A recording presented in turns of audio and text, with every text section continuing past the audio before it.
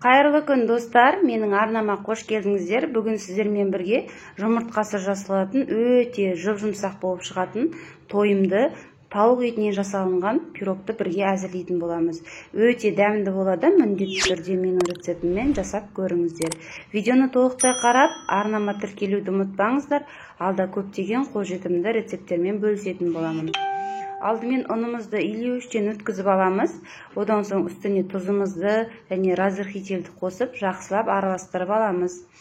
Үстіне сары майымызды қосып, қолымызбен езіп, ұн мен сары майды араластырып, жақсылап крошка жасап алатын боламыз.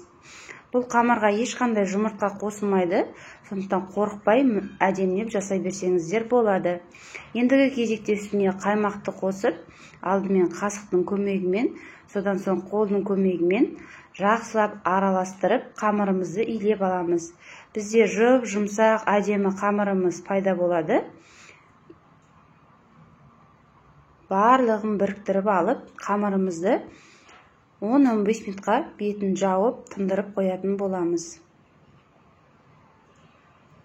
Ендігі кезекте начинкамызды дайындаймыз. Ол үшін тауықтың етін майдалап турап алып, үстіне пиязды да жақсылап турап аламыз және картопты саламыз. Қалауларыңыз бойынша укроп салсаңыздар да болады. Енді татымына қарай тұзымызды, қарабұрышты және зыраны қоссақ болады. Салып, барлығын жақсылап араластырып аламыз. Мінекей біздің начинкамыз да дайын болды.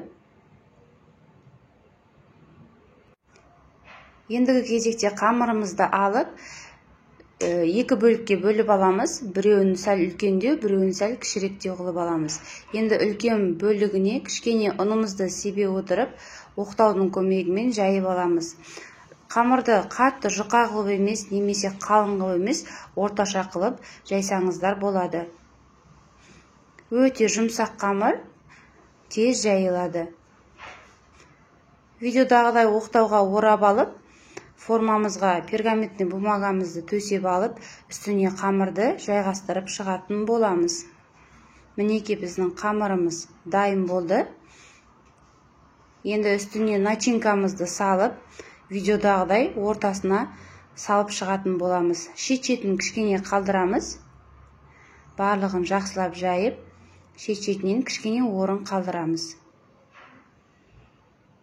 Енді екінші бөліктегі қамырымызды алып, ұн сеуіп, тағы да оқтаудың көмегімен жақсылап жайып аламыз.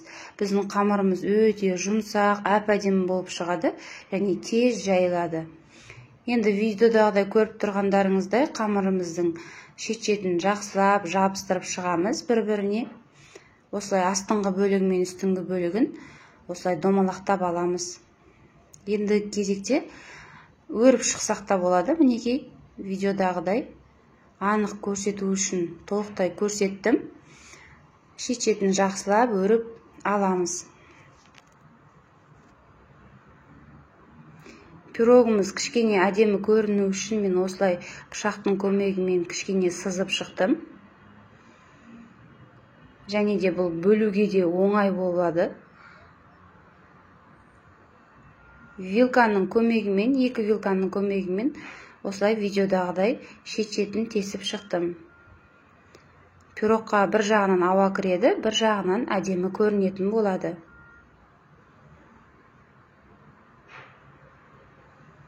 Барлығын осылай біркелкі қылып жасап аламыз.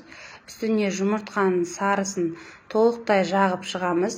Пешімізді алдын ала қыздырып қоямыз. Міндетті түрде 180 градуста қызып тұрған пешке салып аламыз.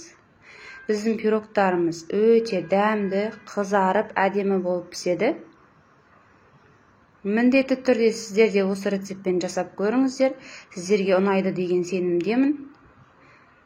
Видеоны толықтай қарағандарыңызға рахмет. Сіздермен болған Нұрия Амангелді. Қазақша контентті қолдап, каналыма тіркеліп, лайк басып, пікіріңізді қалдыра өтіңіздер.